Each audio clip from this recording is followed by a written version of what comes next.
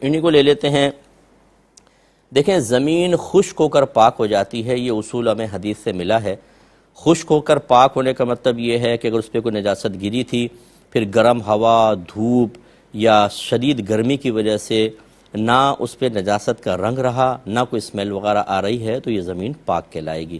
جیسے مٹی کے اوپر پیشاب کر دیا کسی بچے نے، پھر دھوپ وغیرہ پڑی ہے، بالکل نہ اسمیل رہی، نہ اس کے اوپر کوئی نشانات وغیرہ ہیں، تو پاک ہے۔ یہ ہمارے فرش کا مسئلہ ہوتا ہے، تو یہ پاک ہو جاتے ہیں۔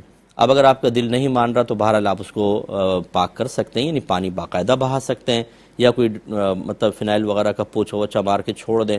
جب خشک ہو جائے گا بالکل، اسمیل تو ویسی ختم ہے اور پھر نجاست کا اثر ختم ہو گیا ہے، پاک ہو جائے گی۔ ابھی بہن نے پوچھا کہ چلیں یہ تو زمین کا مسئلہ ہے، لیکن جو سلیب وغیرہ ہوتی ہیں، کوئی دیوار کھڑی ہوئی، اس کا کیا مسئلہ ہوگا؟ تو دیکھیں جو چیزیں زمین سے اتصال رکھتی ہیں، متصل ہیں، کہ وہ ہٹتی نہیں ہیں، جڑی ہوئی ہیں، ان کا حکم پھر زمین کا ہی ہوتا ہے۔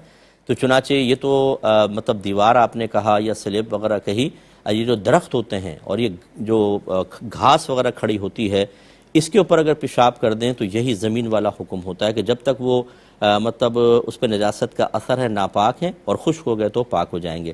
ایسی جو اینٹ زمین میں گڑی ہوئی ہے کہ آپ نکالیں تو نکلے نہیں، اس کا حکم زمین والا ہی ہوگا۔ تو لہٰذا ان چیزوں کا بھی یہ حکم ہوتا ہے کہ جو متصل ہوتی ہیں، زمین کے ساتھ متصل ہوتی ہیں۔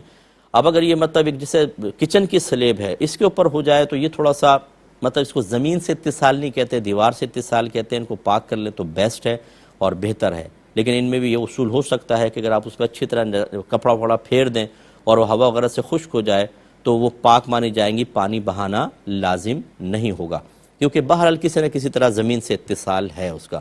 تو زمین سے جو چیز متصل ہوتی ہے اس کا بہرحال حکم یہی ہوتا ہے۔